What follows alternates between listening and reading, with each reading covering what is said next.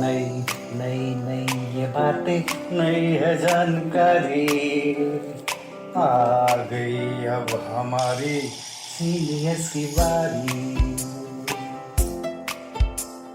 नई नई नई ये बातें, नई है जानकारी, आ गई अब हमारी सीनियर्स की बारी। इनके अनुभव से अपनी बदली दुनिया सारी, इनके अनुभव से अपनी बदली दुनिया सारी। टाटा टाटी नाना नानी करते बातें प्यारी। सुन लो तुम, समझ लो तुम, हाँ सुन लो तुम, समझ लो तुम, सुन लो तुम, समझ लो तुम, बात ये हमारी। खुश रखोगे इनको तो होगी खुशी तुम्हारी। नई बातें हैं ये देखो, नई जानकारी, आ गई अब हमारी सीनियर्स की बारी।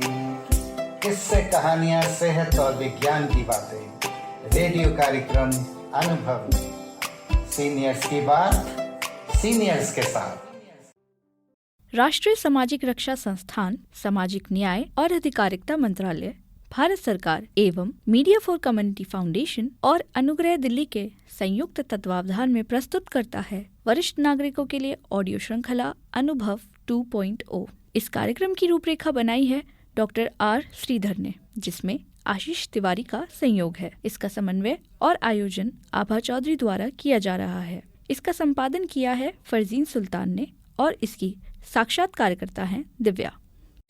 अक्सर हम वृद्धाश्रमों को एकांत और उदासी से जोड़ देते हैं, लेकिन हकीकत इससे कहीं ज्यादा गहरी और प्रेरणादायक है। यहाँ रहने वाले बुजुर्ग न केवल अपने अनुभवों से नए जीवन को दिशा दे रहे हैं, बल्कि एक दूसरे के सहारे, हौसले और हंसी के साथ एक नया परिवार भी बना रहे हैं। इस एपिसोड में हम जानेंगे कि कैसे ये वरिष्ठ नागरिक इन संस्थानों को सिर्फ घर नहीं बल्कि संस्कार और संवेदना का केंद्र बना रहे हैं। और इन ओल्ड एज होम्स के बारे में आज हम जानेंगे डॉक्टर महेश शर्मा से। सर, आपका बहुत बहुत स्वागत है। सर, सबसे पहले हमारे श्रोताओं को अपने बारे में बताएं। मैं डॉक्टर महेश शर्मा हूँ। मैंने अपना कैरियर सोशल वर्क एरिया में शुरू किया है। तो मैंने Delhi School of Social Work से post graduate master in social work किया, फिर एमबीए किया मैंने। उसके बाद मेरा पीएचडी है एनजीओ मैनेजमेंट के ऊपर। फिर कनाडा में मैं सेंट फ्रांसिस जेवियर यूनिवर्सिटी में डिप्लोमा इन डेवलपमेंट लीडरशिप किया, एमए सोशियोलॉजी किया। तो ये सब मेरी एकेडमिक पृष्ठभूमि है, और वो इसलिए है कि मैं चाहता था कि मैं समाज कार्य के क्षेत्र में विशेषज्ञता के साथ काम करूं, और मेरे पास जो है जो चैलेंजेज हैं और जो समस्याएं हैं उनकी पुख्ता जानकारी है। और इसी सिलसिले में मैंने फिर बैचलर ऑफ लॉ डिग्री किया दिल्ली यूनिवर्सिटी से। तो उसके बाद मैंने अपना करियर कुछ एनजीओ में शुरू किया, जैसे इंडियन सोशल इंस्टीट्यूट है, उसके बाद association for social health in India है। और मैंने सोचा कि सरकार में अगर मैं समाज कार्य क्षेत्र में अपनी सेवाएं दूंगा तो वो मैं व्यापक एक बड़ी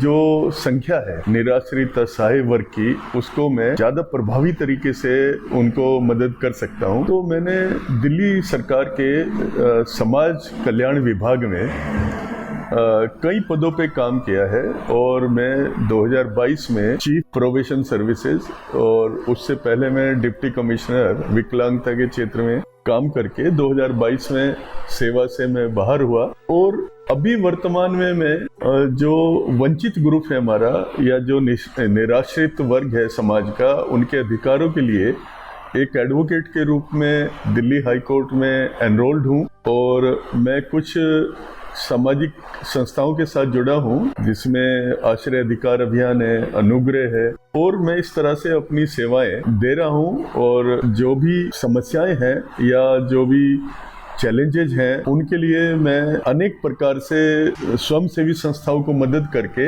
सीधा जो सोशल एक्शन प्रोग्राम है उनमें मेरी पूरी सहभागिता है। सर, साथ ही मैं ये भी जानना चाहूंगी कि जो ये ओल्ड एज होम्स हैं, उनमें क्या स्टैंडर्ड ऑफ केयर होनी चाहिए? देखिए, हमारे भारतवर्ष में पहले वरिष्ठ नागरिक जो गृह हैं उनका ये कॉन्सेप्ट नहीं था, लेकिन जैसे जैसे शहरीकरण होता गया, औद्योगिकरण होता गया, संयुक्त परिवार टूटते चले गए और हमारा जो सामाजिक आर्थिक परिवर्तन हमारे देश में हुए, तो जो वरिष्ठ नागरिक हैं उनका जो पहले समाज में स्थान था वो कम होता गया और वरिष्ठ नागरिकों को अब शहरीकरण के कारण उनकी सामने कई समस्याएं आई। अब मकान छोटे होते हैं और अपनी जरूरतों को पूरी करने के लिए उनके बेटा है, बहू है, सब लोग अपने अपने कार्यों में लग गए हैं, तो वरिष्ठ नागरिक कहाँ जाएं?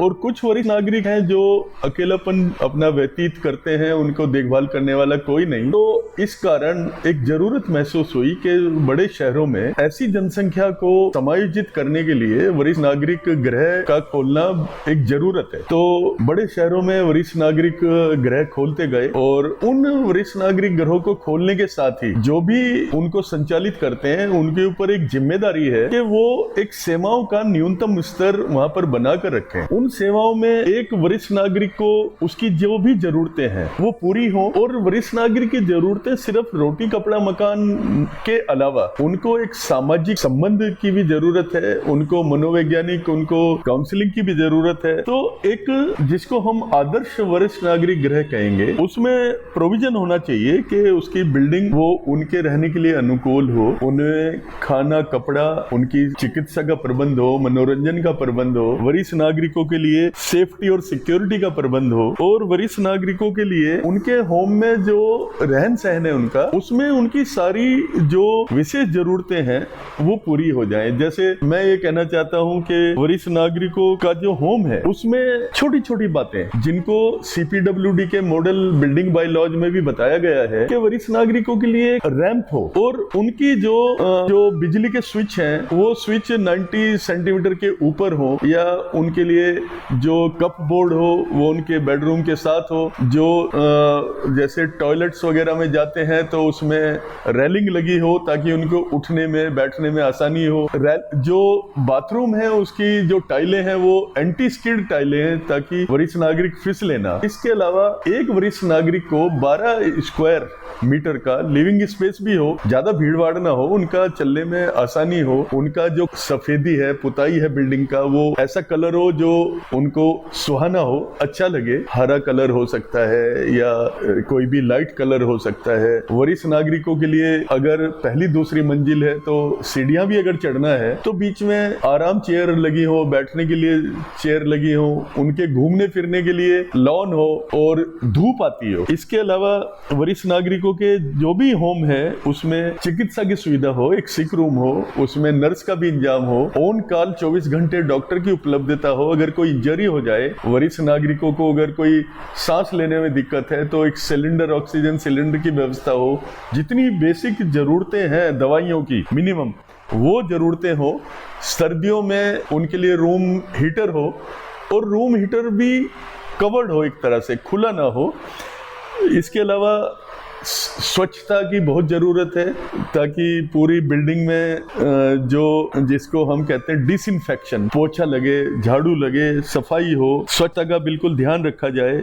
वरिष्ठ नागरिकों के लिए एक अनुशासन हो, उनका लिए एक पूरा रूटीन होना चाहिए होम के अंदर। किस समय उठना है, सुबह उठेंगे, योगा करेंगे, प्रार्थना करेंगे, लंच होगा, आराम के घंटे होंगे, इंडोर गेम की व्यवस्था होगी, टेलीविजन की व्यवस्था हो, उनके लिए रीडिंग मटेरियल हो, अखबार है, न्यूज़पेपर है, पत्रिकाएं हैं, या लाइब्रेरी एक छोटी सी हो। वरिष्ठ नागरिकों के लिए कई बार पिकनिक या साल में 1-2 बार तीर्थाटन या धार्मिक स्थानों पर यात्रा, इस तरह की व्यवस्था हो। उनके लिए भजन पूजा का स्थान निर्धारित हो, प्रार्थना करने का स्थान निर्धारित हो। उनको जो खाने की जो व्यवस्था है वो मेनू जो है ऐसा हो कि वरिष्ठ नागरिकों को सुपाच्य भोजन हो, उनको ज्यादा मिर्च मसाले ना हो, और उनके जो विशेष जरूरतें हैं उनके स्वास्थ्य को लेके उसके हिसाब से उनकी डाइट को एक डाइटिशियन के द्वारा निर्धारित किया जाए। इसके अलावा वरिष्ठ नागरिकों के लिए जो भोजन कक्ष है वो अच्छा हो, बैठने का सीटिंग अरेंजमेंट हो, टेबल चेयर लगी हो, और सबसे बड़ी जरूरत वरिष्ठ नागरिकों की है कि उनको सुनने वाला कोई हो। तो ये व्यवस्था होना चाहिए कि जो भी उनकी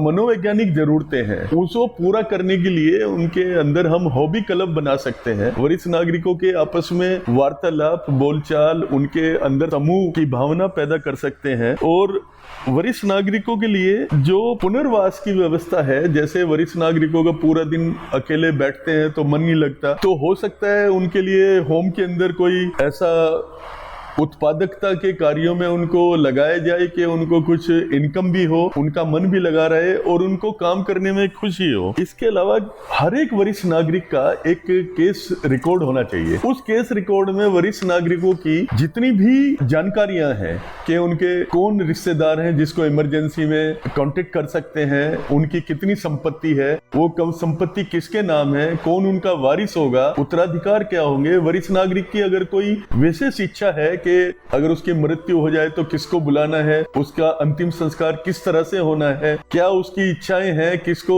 वो अपनी संपत्ति को देना चाहते हैं, वो सब रिकॉर्ड वरिष्ठ नागरिक होम में होना चाहिए। इसके अलावा उनके वरिष्ठ नागरिकों के लिए शैक्षणिक कार्यक्रम भी हो, उनको नई नवीन जानकारी मिले, स्वास्थ्य के बारे में उनकी जागरूकता हो और उनके जो कपड़े हैं, वस्त्र जो है स्वच्छ हो, लॉन्ड्री की फैसिलिटी होना चाहिए उसमें, ताकि वो अच्छे स्वस्थ वस्त्र पहने और उनको शारीरिक रोग ना हो पाए उनसे। और वरिष्ठ नागरिकों के लिए आने जाने की सुविधा के लिए कोई हम एक व्हीकल रख सकते हैं जो कि एम्बुलेंस के रूप में भी काम आ सकता है। तो ये सब जरूरतें एक वरिष्ठ नागरिक के लिए आवश्यकता है, तब वरिष्ठ नागरिक का जीवन बड़ा अच्छा गुजरेगा। भारत सरकार ने IPOP स्कीम है, integrated program for senior citizen, उसके अंदर कुछ एनजीओ के लिए वरिष्ठ नागरिक गृह खोलने के लिए, चलाने के लिए सहायता राशि का प्रावधान किया हुआ है। तो उसमें कम से कम 25 वरिष्ठ नागरिकों के लिए अगर कोई एनजीओ खोलना चाहता है तो भारत सरकार का सामाजिक ministry of social justice and empowerment, सामाजिक न्याय और अधिकारिता मंत्रालय उनको धनराशि उपलब्ध कराता है। फिर ये धनराशि 25 के अनुपात में 50 व्यक्तियों के लिए वरिष्ठ नागरिक होम खोलने के लिए, फिर 75 के लिए, फिर 100 वरिष्ठ नागरिकों के लिए, इसी अनुपात में धनराशि के अनुपात भी बढ़ता जाता है। और इसके अलावा भारत सरकार ने कई योजनाएं और चलाई हैं जिसमें जो वरिष्ठ नागरिक होम में नहीं रहते उनके लिए वृद्धावस्था पेंशन है, उनके लिए चिकित्सा सुविधाओं की है और उनको यात्रा में सुविधा है, उनको बचत योजनाओं में सुविधा है और स्वास्थ्य जांच में सुविधा है। अनेक तरह की योजनाएं हैं और सबसे बड़ी बात यह है कि अभी एक maintenance of parents and senior citizen welfare act 2007 Bharat सरकार ने पारित किया है। उस एक्ट के अंदर वरिष्ठ नागरिकों के लिए जो असहाय हैं उनके लिए हर जिले में एक वरिष्ठ नागरिक होम सरकार द्वारा खोलने का उसमें प्रावधान है, ताकि ऐसे वरिष्ठ नागरिकों की सुरक्षा और उनका जो पालन पोषण है वो सुनिश्चित किया जा सके। इसके अलावा इस एक्ट की सबसे बड़ी बात है कि वरिष्ठ नागरिक के जो होम में नहीं रहते हैं, अगर वो अपने बाल बच्चों के साथ हैं और उनके बाल बच्चे जो हैं वो उनकी देखभाल नहीं कर पाते और उनकी संपत्ति भी उनको अगर मिलने वाली है, तो वरिष्ठ नागरिकों के लिए एक मेंटेनेंस अलाउंस, गुजारा भत्ता, उसका प्रावधान इस एक्ट में रखा गया है। तो भारत सरकार ने काफी योजनाएं वरिष्ठ नागरिकों की चलाई हैं और सबसे बड़ी बात यह है कि वरिष्ठ नागरिक जो होम है उसके अंदर एक ऐसा प्रावधान भी होना चाहिए कि कभी कभी कानूनी सहायता के लिए हम किसी एक्सपर्ट को बुलाएं, ताकि वरिष्ठ नागरिकों के कुछ कानूनी, उनकी अगर कोई मुश्किलें आ रही हैं, उनकी संपत्ति कोई हड़पना चाहता है या उनकी साथ जो भी दिक्कतें हैं उनको कानूनी रूप से वो सहायता हो सके। तो ये सब स्टैंडर्ड्स जो हैं ये एक आदर्श वरिष्ठ नागरिक गृह में होना चाहिए। और ये वरिष्ठ नागरिक गृह होम चलाने का जो लाइसेंस है, जब ये दिया जाता है उसमें डिस्ट्रिक्ट कलेक्टर जो हैं उनको पावर है कि वो उनका कभी कभी निरीक्षण करें और ये देखें कि कहीं वरिष्ठ नागरिकों का शोषण तो नहीं हो रहा है, कहीं वरिष्ठ नागरिक वहां पर ऐसे होम में परेशान तो नहीं है। तो इन सब बातों का हमें ध्यान रखना होगा और इस सब के कारण वरिष्ठ नागरिकों का जो संस्थाओं में अपना जीवन जी रहे हैं उनका पूरी अच्छी देखभाल, सुरक्षा, उनका मनोरंजन और मानसिक स्वास्थ्य की हम रक्षा कर सकते हैं। अभी आपने सुना हमारा ये खास कार्यक्रम। उम्मीद है कि आपको हमारा ये कार्यक्रम पसंद आया होगा। अभी दीजिए हमें अनुमति। धन्यवाद।